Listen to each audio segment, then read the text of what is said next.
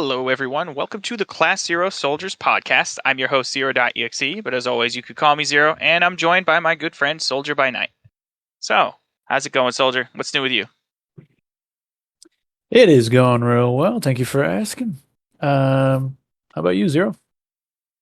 It's been going. I know it's been a minute since we've last met up here and had a chance to talk about some video games, so it's awesome to finally reunite and talk about some things that happened, because quite a bit has happened since our last episode. We got new news and new trailers for Tears of the Kingdom, as well as about zero point 0.3 nanoseconds before all the collector's editions sold out. Yeah, I couldn't snag a Pro controller, and at least you could get the OLED. Because Yeah.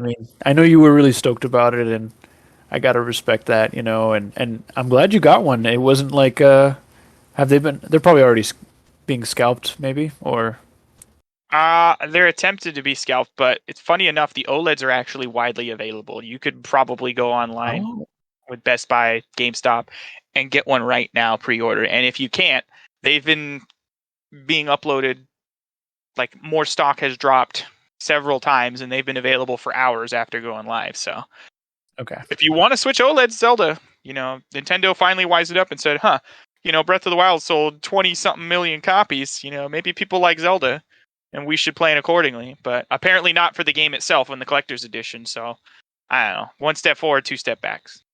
And you don't get the game with the console like the typical No, special editions. That's how it's been, right? Like it's not like the Wii U where they gave you a free, even like a digital or something, right?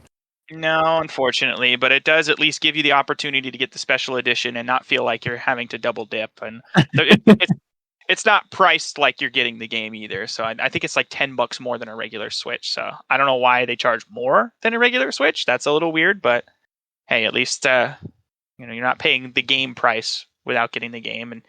And some people might prefer it that way, because what if you did want to get it digital, and having an extra $60-$50 tacked onto the Switch price is unappealing to you because you're not going to do anything with the cartridge, or vice versa. What if they were going to, because a lot of those consoles do include digital copies of the game. What if you did want physical? So, although I guess that's an easier workaround, because it's like you can play the game digital and then keep an unopened copy.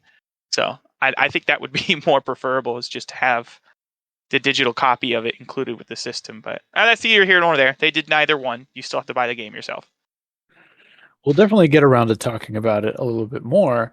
But what have you been playing lately? Oh man, so Xenoblade Chronicles 3's DLC just dropped yesterday. So as of this recording, who knows when it's uploaded? So that might be 2 weeks ago by the time our listeners hear this. But yeah, time willing, hopefully we can get this up pretty quick. But I've been playing that quite a bit. I've had to work, so I really haven't had a whole lot of time to sink my teeth into it. But just from the new trailers and everything since we last spoke, I'm absolutely loving it. Seeing all of the characters that are in the trailer. I'll try to keep it light on what some may consider spoilers, in case they're going in blind. But just know it's a good time. The mechanics are as tight as they've ever been in a Xenoblade game, and I'm probably going to sink another 50 to 100 hours in the DLC alone. But outside of that, before that dropped yesterday, I spent a good month and a half alternating between Mega Man Zero collection and the Mega Man Battle Network collection. I've been on a real Mega Man kick lately. So I played Mega Man Zero 1 and 2. I've beaten both of those. And I started Zero 3. And then the Battle Network came out like right as I was finishing up 2. So that's when I started flipping. I actually beat and 100%ed Mega Man Battle Network 1, which I don't know if you've played. Have you played the first Battle Network game? Not the first one. I started with 3 Blue. Oh, you started with the best one, basically. Between 3 and 6, it's a toss-up in the fandom which one's the best. But you don't have to play 1. You could completely skip 1. As someone who's now 100% in the game, there is no reason to play 1. It's completely obsolete. It's kind of like playing Pokemon Red and Blue on the Game Boy when you could just play Fire Red and Leaf Green, or Let's Go Pikachu and Eevee. Like, there's so many better ways to experience Kanto outside of the Gold and Silver, Heart Gold, Soul Silver. Go through Kanto in those games. Like, there's 9 different ways you could play Kanto outside of the original games, and it's just not worth it going back unless you want the nostalgia. It's really the only reason. There's no like super in-depth story you're missing out on.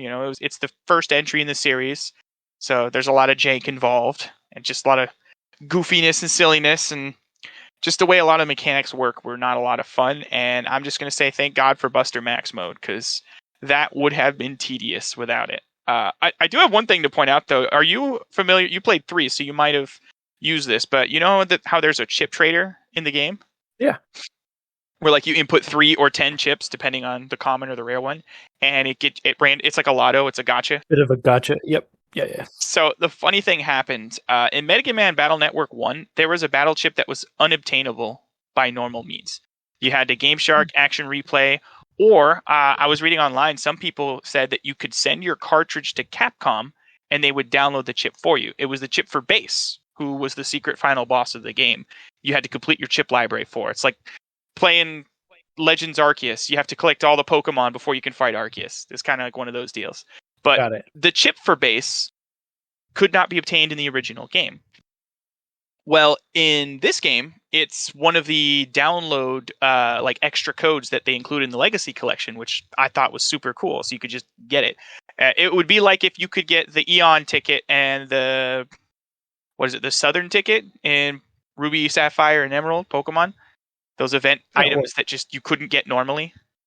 Or how the Virtual Console versions of Crystal had the Celebi exactly GS Ball event after the Elite Four.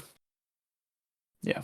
Exactly. So it's very similar to that, where you could finally access those things. So it's like a lot of those events that held a lot of mystique back in our childhood, because the internet wasn't as big as it was now, where you could just easily look up a video of what that looked like. It's kind of cool being able to experience it legitimately without having to cheat your way in. So all this to say, with a chip trader and Bass, the reason I had to set this stage here and give this long-winded story is because I actually got a Bass chip in the chip trader. You couldn't get a Bass chip in the chip trader in the original games, but there is a system in the game where it gives you a higher chance to obtain a chip if you already own it. So halfway through my playthrough, I got a second Bass chip just trying to complete my my network, and there was no restrictions in Battle Network 1 for like specific chips. You could load up your folder. The only restriction was up to 5 Navi chips. So I had 2 Bass chips in my folder for most of my playthrough. And then in the post game, when I was, cleaning up loose ends and getting the rest of the chips, I was using the chip trader to try to get some of the missing ones, because you could save scum them in Battle Network 1. It didn't force you to save like it did in later games. So wow. And the loading is super quick in the Battle Network collection. And I was save scumming for new chips, and I got a 3rd Bass chip from the rare chip trader. So I ended the game with 3 Bass chips in my folder. It was the most. Are those OP? They are. It's one of the best chips in the game. It does 200 damage to the entire field. Wow. And it freezes time when it does it, so it's like they can't even dodge it. And nobody's resistant to it, right? You could just use it. Nope. I think the only way you could resist it is if the little cannonball enemies that don't open their mouth until they shoot a thing out, and that's when they're vulnerable. I think those guys could resist it, but outside of that, it was free damage. And it was the most powerful chip in the game that wasn't a program advance. So most Navi chips, even their highest level, the level 3s would do between 130 and 150, depending on which one. So I think Sharkman V3 was one of the best chips in the game, but he's really hard to get because he was hard to fight. He did 130 damage to all 3 rows, and that was the best chip you could obtain originally, and Bass does 200. It's a really cool game, but there is an RNG factor that you have to think about when you play it. And that I feel like attributes to the difficulty, depending on what you end up getting, I agree. There's a percentage for everything. You have to get a high buster rank or high busting, virus busting rank to get the chips. And even then, you're not guaranteed that chip. It's only a percentage to increase. And some of them, talk about RNG, there was a few chips that only had a 3% drop rate on a rank 9. So it goes up to rank 10 and then it's rank S. But in order to get 10 and S, you had to do a double or a triple delete. So if you're fighting that enemy where it only spawns a single one, the highest rank you can get on that is 9. So there was a couple chips that were really tedious and difficult to obtain outside of the chip trader because you only had a 3.5% chance to get it to drop when you fought it by itself, which was its most common form of spawning. So yeah, skip Battle Network 1. I did start Battle Network 2. I haven't gotten far in it, but I did play like 2 hours, and it was immediately apparent how much of an upgrade it was over Battle Network 1, just from a like graphic standpoint, the music, the quality of life changes they made from 1 to 2. And I can't wait to dive into the rest of the games now that I've gotten to the good parts. Like this is the one I remember because I started with 2. I never actually beat it. The final boss was too hard for me as a kid. But yeah, Battle Network, Mega Man Zero. How about you? What have you been playing? That's a great question. Let's see. So, by the way, I'm happy to hear that you're having fun with the game with the collection because that's like you know, it's 6 games we haven't seen in a while, and I know they're doing lots of like remakes for stuff, but just having that portably is really nice. Trying to think here. Well, to be honest, before the season for Scarlet and Violet ended in the ranked for singles and doubles, I participated for the first time. I haven't done competitive Pokemon in a while, and it's not like I reached some great heights or anything. But it was fun just to like craft a team from scratch and not copy any like Smogon sets and just kind of like just do it on my own, and it's been very just like refreshing. I even still use in the new season 4 now uh for what's going on right now, I guess, if you want to play against anybody. And by the way, there's different tiers. There's like a Pokeball tier, and that's like 3. Yeah, And Great then Ball, great. Ultra Ball, Master Ball. Yeah, and what's nice is that you can rank up pretty easily. Like if you win 2 times, you go up a whole level. Oh wow. But if you lose, you have to lose like 2 to 3 times before you get decreased down. Oh man.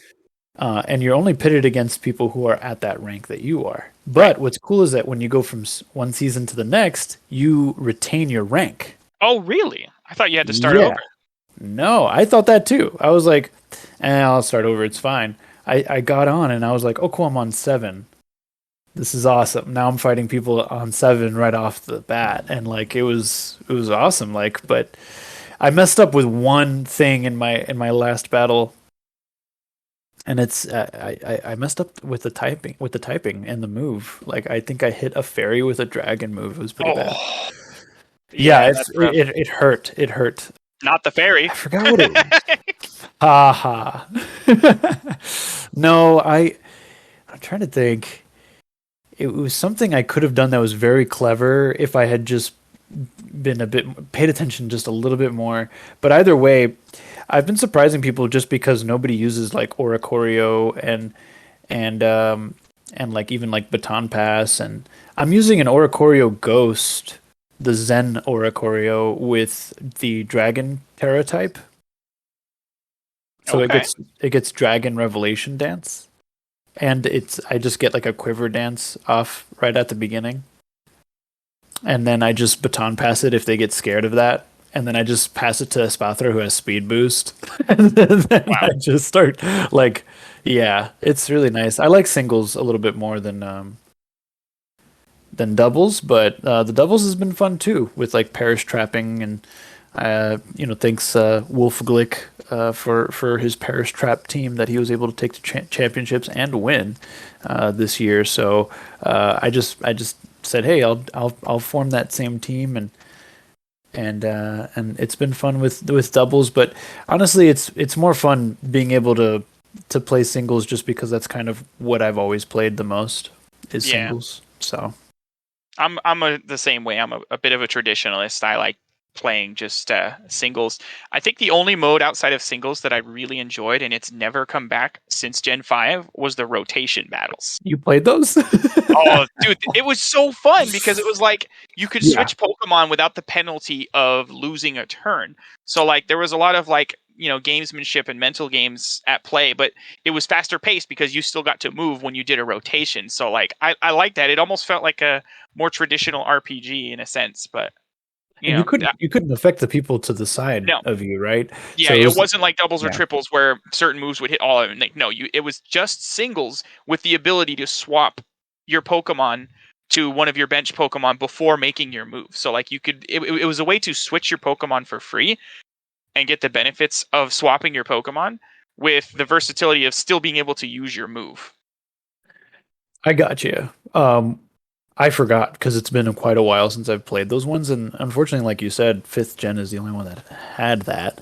Yeah. But they had it in spades though. Every town you went in had the cafes, and then there'd be the rotation battles you could take part in there. If you weren't doing multiplayer, you had it in the campaign. Can you imagine a battle frontier facility with rotation battles? Oh, that'd be cool. I mean, you know what? I was thinking about it today, and there's a trending behavior with all of the remakes, right? It usually goes like every other generation, I've noticed, has a remake of a previous one. So, we've got in what was it, third gen, we had Fire Red and Leaf Green, and that was a generation two before it. And then if you go forward, Fourth gen had Gen 2 remakes. They skipped Gen 5. exactly. Sixth gen had the Gen 3 remakes. Fifth gen's the only one that's kind of like that kind of breaks that a bit, but that's because it's a bit special too. It's the only one that had a sequel. But Yeah, sixth gen is also weird because it didn't have a sequel or third version of any kind, and a lot of people think that was kind of a missed opportunity because Kalos was kind of a cool region that just didn't live up to its potential. I wanted more out of it. I did too, honestly. Like looking back, I wouldn't really replay X or Y, but it tried something really different with the story, and it was the jump to 3D, and it had some warts and stuff, but it looked great. The transition to 3D and the customization, that's where that all started. Like the Pal Park, was it? It wasn't called Pal Park. The post game thing where you could like trade zones with your friends, and there'd be like Oh, 3 Pokemon in each one, and they'd have like really good EVs because you could game that to get better Dittos. Like it had a lot of cool ideas and features. The region was gorgeous. The music was great. It really needed that third version though. 2 words: rollerblades. Yes. Oh, I love the rollerblades because it was like, hey, how can we show off like 3D movement in a cool way? And it's like, well, if you're on foot, it still snaps to the 4 to 8 directional grid, and once you're on the rollerblades, it's full free movement with the circle pad. And it was the circle pad that only had the rollerblades, and the D-pad was just the movement of the directional movement. So it's like you have 2 ways to control your character right there. So like I don't know, it's just beautiful. Like I miss the tricks that you could do. I sometimes just boot that game up to play around on the skates, man. Like I do miss the skates a lot. But yeah, in that generation we got Ruby and Sapphire, so that was cool. And then the Mega thing there. But then you skip forward to 8th gen, and then you've got Brilliant Diamond and Shining Pearl, right? And then Arceus is kind of like Black and White, where it's kind of like on its own. But then again, I guess even Let's Go is considered, a mainline game too. Yeah, they said it was considered mainline. So I mean, it's a remake of a remake or a reimagining or whatever. I guess it's more of a yellow slash, it's like a yellow version. Yeah, Like it never yellow version never got like a remake, so it's kind of a yellow version remake. I guess. Yeah, you could say that because Eevee and Pikachu were the main. Those were the 2 starters. Team Rockets in it, Yeah. and then you have some of those things. But it was cool that they put like the Alolan Pokemon. It was kind of like a little bit of 7th gen in there because it had like the Alolan forms. That Alolan gym leader, what's her name? The one that paints Mila or something? Oh, I can't remember her name, but I know who you're talking about with the blonde hair Yeah. and paint on her face all the time. You can fight her, which is really cool. Red shows up as a battle that you can actually fight too. Instead of a Espeon, I think he's got a Arcanine.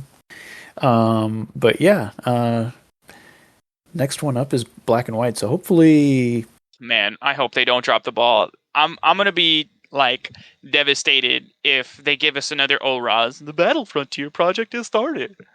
If they don't give us the World Tournament, I'm gonna riot. it's funny you bring that up because I'm playing this ROM hack called Pokemon Polished Crystal.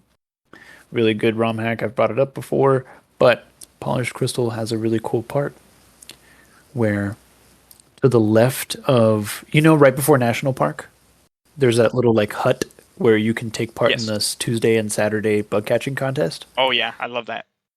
They extended it to the left of that room, if you go to the left, it exits out to a beach that leads to Olivine, and on that beach there's a little sign just like what you just said, and it says future plans of the Pokeathlon, and it's really really cool, like a little nod to. Oh, that's a cute Yeah, reference. I Yeah. liked that a lot. I love the Pokeathlon, by the Yeah. way. Like Heart Gold and Soul Silver are the closest we're going to get to a perfect Pokemon game. Like earning the stars in that game was actually fun and not tedious for your trainer card, and just everything was just so cool. The Pokewalker was just an awesome thing for the time. Like that was really before smartphones were really a big thing. So like, you can't just download the app on your phone. It was a way to take your Pokemon with you outside of the game. And man, my nostalgia glasses are screwed on tight right now. Like just reminiscing. I think that's okay.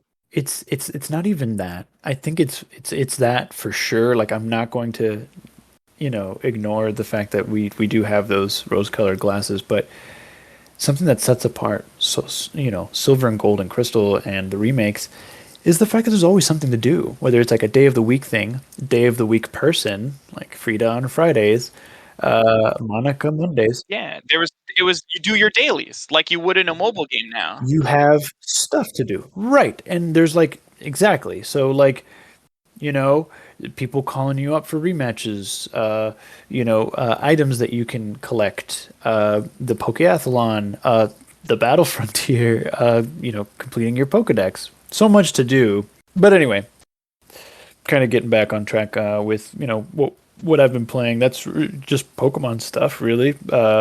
Making sure I do all the raids, so I have all the new starters that have been released on raids. And booting up some platforming games on the side just for fun. Like I was just messing around with some Freedom Planet actually not too long ago, but I beat it on the Wii U. Same. That's where I played it. It got hard, and it's like Oof. I'm kind of dreading that replaying it on the Switch, but it's still fun. A lot of it I remember. I'm actually quite surprised.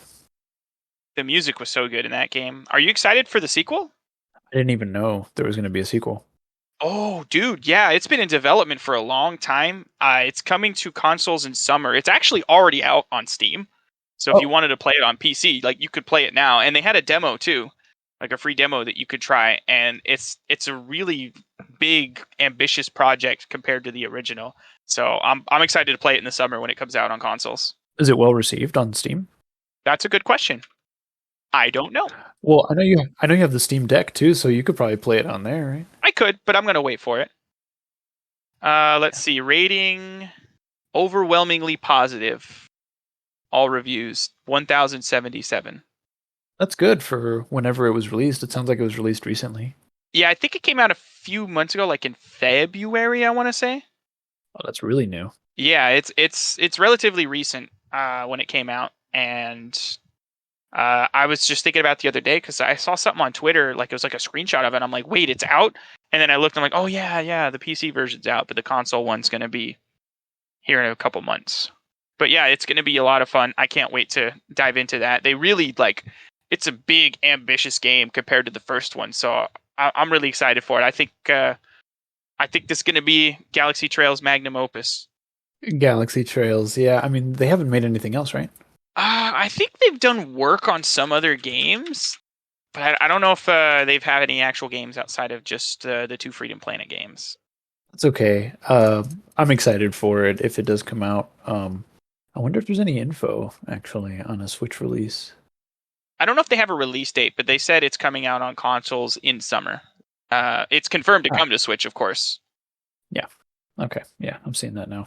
Yeah, it's going to be good platforming fun and homage to Sonic. So if Sonic Origins didn't scratch your 2D platforming itch, Freedom Planet 2 is coming soon as well. Lilac the Dragon. Yeah. I love her character design. Her character is so cool. Yeah, it's really good. I like her design in 2 better. Like I think it's more slick and refined. Yeah, same.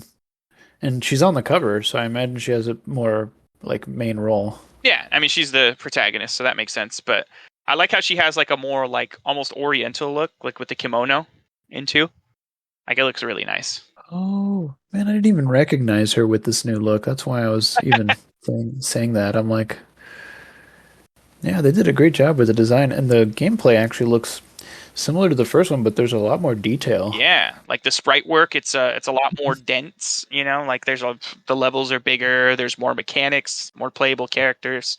Should be a good time when it releases here in summer. But let's talk about something releasing a little sooner, shall we? How about we talk about something that already came out? We've been talking about it every time a new trailer dropped, but now that it's out, we got to talk about the Mario movie. Have you seen it yet? You haven't I seen it yet. have.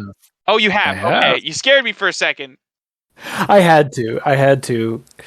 Our viewers aren't going to see this, or listeners rather, but I did get the special edition tin from AMC.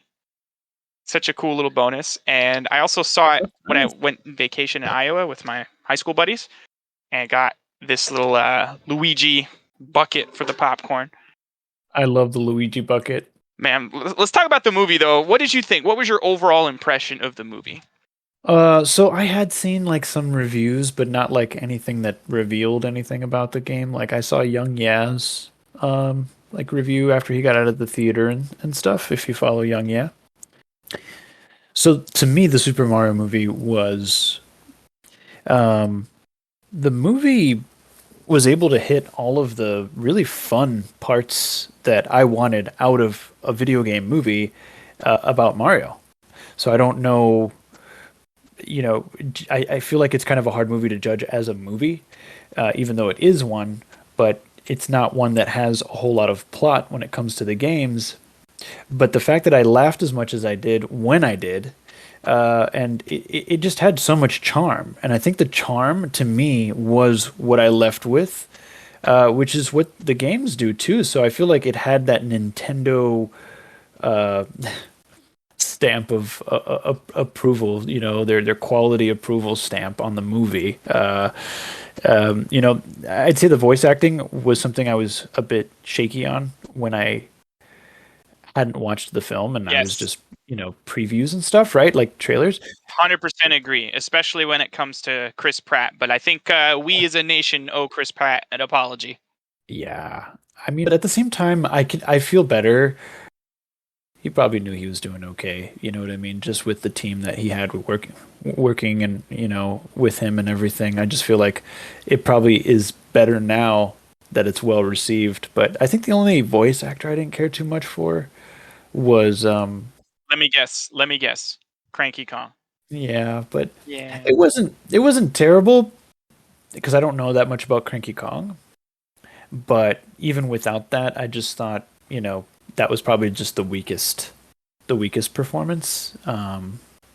So, but yeah, Toad was incredible. Yep. I Michael agree. Keaton Key. He Yeah, sounded like Toad, and it didn't. I don't think he needed like a modulator or anything to change his voice, because like in interviews and stuff, he would just bust out the voice like naturally. Like I think he was able to just do that voice. yeah, even Seth Rogen with his laughs, like it was okay. But I actually felt bad for Bowser. Jack Black did such a good job that I felt bad for the bad guy. Eh, Jack Black as Bowser, like we kind of saw this coming, but like before the movie, like once we just got the casting calls, you saw Jack Black as Bowser, and just universally everyone's like, "That's perfect, wouldn't change a thing." And he knocked it out of the park. Peaches is like on the top 100 on the iTunes list. It's eligible to win a Grammy for original song or something like that. So Is there he more to it? Is there like a full version, or is it just that's in the movie? Well, in the post-credit scene where he sings the other part of the song, I guess. Yeah. So it's only like a Oh minute yeah. and a half, because they showed like a Okay. music video with Jack Black, which was super funny. Like I love his outfit there. But yeah, no, I agree with you. The voice actors all knocked it out of the park.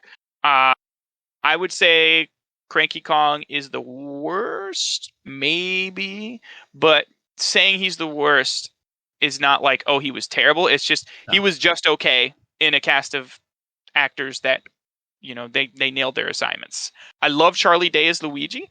Not going to get into spoilers, but I think I do kind of agree with one of the big consensus you know opinions of the movie is that we should have gotten more screen time with Luigi, so that could be the Mario Brothers movie. I can agree with that opinion totally.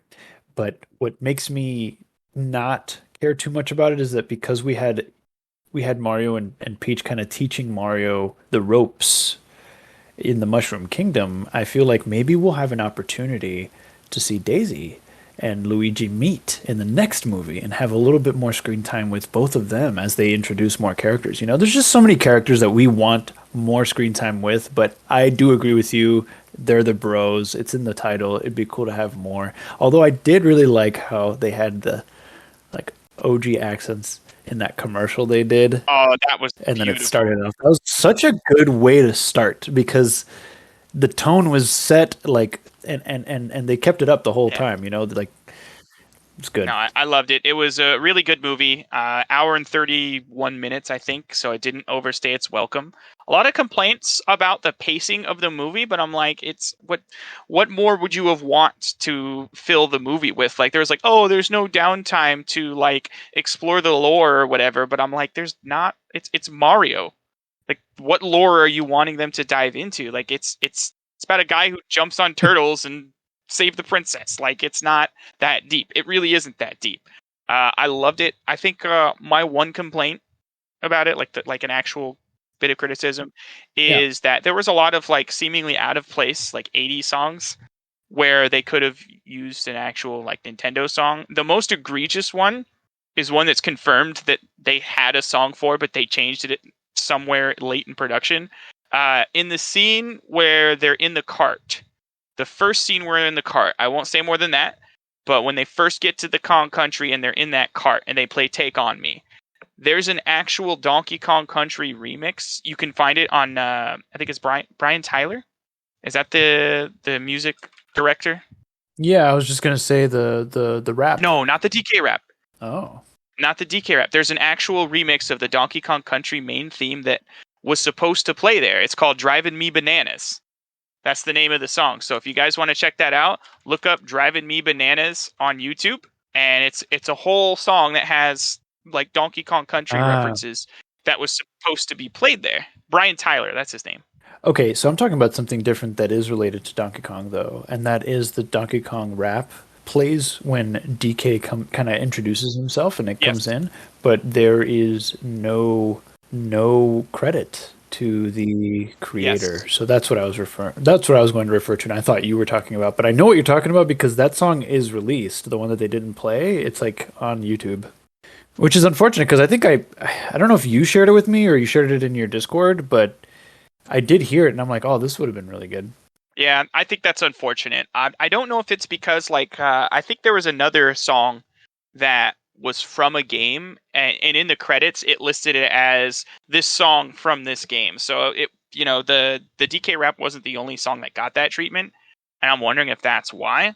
But I definitely agree. There definitely should have been a shout out or even just a special thanks to Grant Kirkhope for the DK rap, and it's unfortunate that that wasn't the case. If they do like a re-release in theaters or in the home release, hopefully they change that and give him a shout out. But so the music is the biggest controversy in the movie because they replaced a few of the songs with just pop references for the adults, I guess. So it could have fit if it took place in that time period. It could have actually worked, but the fact that they had like smartphones right in the movie, and then because I was like, oh wait, no, this could work. But then I was like, wait, their ex-boss at the beginning of the film was on his smartphone. I'm like, no, there's smartphones in this. Exactly. This doesn't work. It's not like the film was set in the time period the songs they were using. It was literally just for the parents of the kids that are going to see it.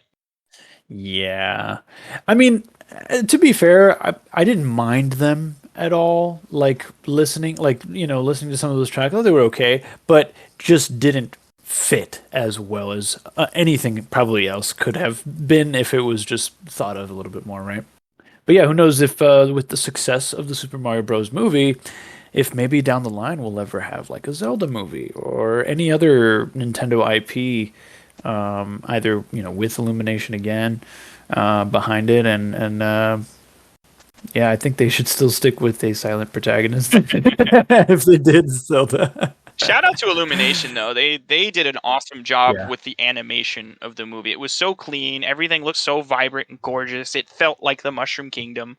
So I know a lot Yeah. of people were complaining that Illumination was the studio that handled it, but you can tell they put a lot of love, a lot of budget into this movie. It really shows. But yeah, good movie. Go see it if you haven't already. I think it's already grossing over 900 million worldwide. So it's already like the highest grossing animation movie in theaters or something. So we all knew it was going to print money, but at least it's a good product as well. So you can enjoy going to give Nintendo that money. So there's a game coming out soon, right? There is. What's that game? I'll tell you what game it is. It's gonna bring tears to my eyes as soon as I get my hands on it. I don't know. Wait, hold on. It'll bring tears to a whole kingdom, you might even say, huh? What's the release date for it? May 10th. 12th. May 12th, sorry. It's May 12th. I'm just trying to see what days I have off. Oh, man. No, that's kind of sad. Yeah, I have that week off, but I have some plans, and Nice. I was hoping to get some gaming in, but I'll at least be able to play it like that Friday when it comes out, and I'll be busy on the weekend. But I'm very excited for the game. I know I have a close friend of mine who has been keeping himself in the dark with everything. So again, if in this case you're one of those people, totally respect it. I can't stop myself from seeing some of this stuff just because they're keeping a lot of the lore heavy stuff away from us, and they're showing us mechanics. And to me, someone who's played the original master mode and the DLC, it's just nice to see what we should be expecting now that we'll be exploring somewhat new Hyrule and areas in the sky. I mean, I feel like everybody kind of knows that part. So yeah, it looks fantastic. A lot of care put into it. I'm glad that they pushed it ahead and they didn't buy into the hype of it and try to release it in the winter. If anything, this is a great release time because there isn't any other big hits coming out right around now, so Nintendo can calmly make sales for the rest of the year. Yeah, man, it's going to be an almost instant 10 million seller for sure. Yeah. I think it looks incredible. Like everything that we've seen just tells me that this is a true sequel to Breath of the Wild. It's not an asset flip. It's not just a rehash of Hyrule. You mentioned the skies. Also underground. There's underground areas too. Like it's looking like Elden Ring in terms of the scope and ambition. I mean, it looks really cool to see that, and just the new mechanics, like you mentioned. We're not going to go too deep into them here. One thing that I did see was that with the hands-on previews that went live either today or yesterday, one of them got to the entrance to what looked like a dungeon, and the Nintendo rep told them, "Don't go in there." They are keeping a lot of this game close to the vest. They are keeping it under wraps. They want players to experience it firsthand, like fresh and new. And I think that's the greatest way to go into it. And that's why I'm kind of keeping away from all the big previews, because I don't want to see too much. I want to feel like I did when I first played Breath of the Wild for the first time. I want that sensation back. And it looks like Nintendo has really taken this time. It's been 6 years since Breath of the Wild. They're taking every bit of that time to ensure that we have a game that can deliver that same type of feeling that you got when you first played Breath of the Wild for the first time. So I'm super excited. I'll be playing the heck out of this game on my Zelda Gold OLED Switch, which I'll be picking up here on Friday, and it's going to be a good time. Did you have anything else you wanted to comment on Zelda before we move on to our last couple topics? Not really. Just that they really are, from what I've seen, building off of the game in a way that will make it feel like it's worth every penny. At least from just what they showed us, right? I mean, can't speak from experience personally, but I think a lot of people have wanted to just, that classic, like, which game would you want to forget you played and play over a new? It's almost like they're double dipping into that fantasy. Exactly. Right. That's why I'm so excited. Like I'm going to get this. I feel like I'm going to get that same sensation playing this game that I did playing Breath of the Wild, and it's a tough order because on top of Breath of the Wild being so like revolutionary for Nintendo and ambitious, it also came out at the same time as the Nintendo Switch, so it still had like the honeymoon phase of playing a full HD game on the go, a Nintendo console back in 2017. They don't have that advantage this time around, so like they really have to deliver a fresh new experience without the honeymoon phase of brand new hardware. I'm going to be honest with you. A part of me kind of wants to get that OLED Switch, and I blame you for that. All you've done is made me think twice about getting the OLED version. All this talk about it and everything just made me. It'd be kind of cool to experience the OLED, the game on an OLED console.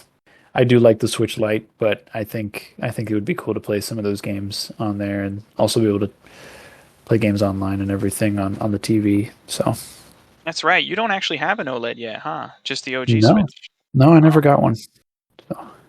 Nice. So hey, this could be your opportunity because I got a feeling Switch 2 is coming soon. So I think this is like their last big special edition before they kind of move on either next year or the year after. There's not another release that's as big as this, right? This is it. This is the Switch's swan song, presumably. Wow. The fact that it got two of them. I guess you could truly say these are the tears of the kingdom. Oh, boy. I'll see myself out. Okay. So we'll have more to talk about Zelda when it comes out. By the time, we get set to record our next episode, we'll be able to talk about our first impressions and everything of it because it'll be out before we record. We'll probably do like an emergency episode, maybe like a week after the game comes out and we've had a chance to sink our teeth into them and talk about them. But there's a couple other games with DLC that came out recently I just wanted to briefly touch on. Xenoblade 3's DLC has come out. I haven't played too much of it yet, so I'm going to hold off on really bringing that up until our next episode when I've had a chance to really sink my teeth into it. But the Fire Emblem Engage DLC also came out recently, the fourth wave, which is the Feld Xenologue. And I'll be honest, I'm not impressed with it. It's not as good as the Ashen Wolves DLC from Three Houses. I've honestly put the game down after the first couple of chapters because it wasn't as, pardon the pun, engaging. Engaging. I was gonna say you took it. I guess it was low to the ground there. So that's unfortunate considering it's extra content that you're paying for, right? It's not free. And the fact that the base game was already so fantastic, and just okay. I have to play more of it to really formulate a more like informed opinion of it, but just what I've played so far has not like grabbed me the way the base game or even DLC in previous Fire Emblem games has. So that's when I started playing Mega Man Battle Network and the Zero Collection. It was basically to put down Fire Emblem to do so. I was like, I'm not with it. So how much is the DLC? I don't remember. I think the season pass was like $25 or $30. But there's been several waves where they've had new missions and new characters added. So like you get new Engage, they're bracelets. They're not rings in the DLC, but you get to have new Engage characters added to the game. So like Tiki, for example, Hector, Camilla, Veronica from Heroes. That was fun. I got her now. But yeah, I'll have to play some more of it, but it's not as exciting as I'd hoped it would be. That's unfortunate. I mean, speaking of Fire Emblem, though, even just on that, I hope that they do release. Wait, wasn't the Sacred Stones shown when they showed us Game Boy Advance stuff? Wasn't the Sacred Stones or one of them? Well, yeah. It wasn't Sacred Stones. It was Fire Emblem 7, Blazing Blade. Blazing Blade, yeah, which is the Lynn, Ellawood, and everybody. Hopefully they come around with that. It's about time to complain that we haven't gotten any more, like, even news about Game Boy Advance stuff. But I feel like they're always going to just shadow drop those. They're just going to be like, okay, so this month we're releasing this game. It's kind of like they're ace in the hole, or like they're maybe not ace in the hole.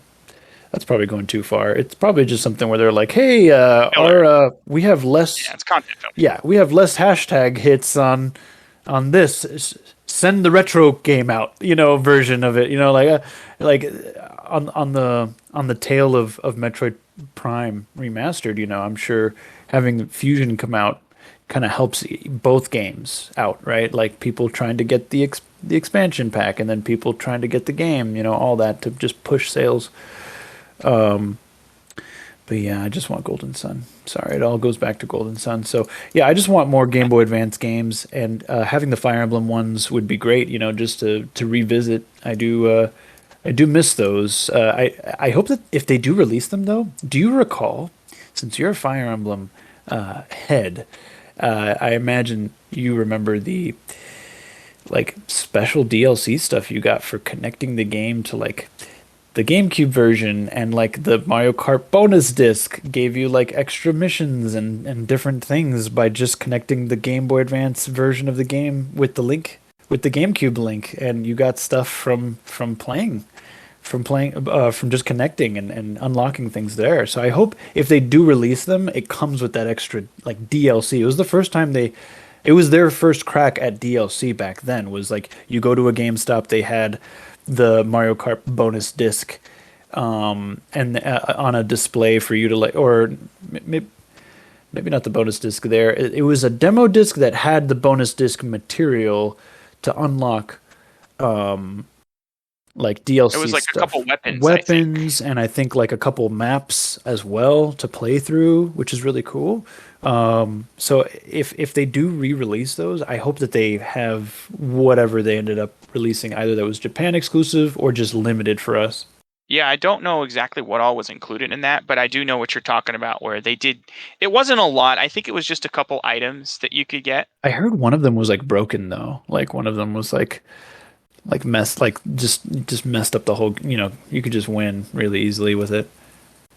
I know Shadow Dragon had it was called a maturity drop, where it would just increase all of your growth rates by like 10% permanently. So I know that's broken. So if it's anything like that, you know, probably also really crazy. But yeah, I do like the idea of that. And if there is any content in those GBA games that was like exclusive to those links, I'm pretty confident they'll put those in. We do have the precedent with the Super Mario Advance 4 having all of the e-reader levels in there, so that's something you can look forward to. Is they're probably going to have all those. Also wanted to circle back. You mentioned how they just like to shadow drop games on the service instead of having a schedule.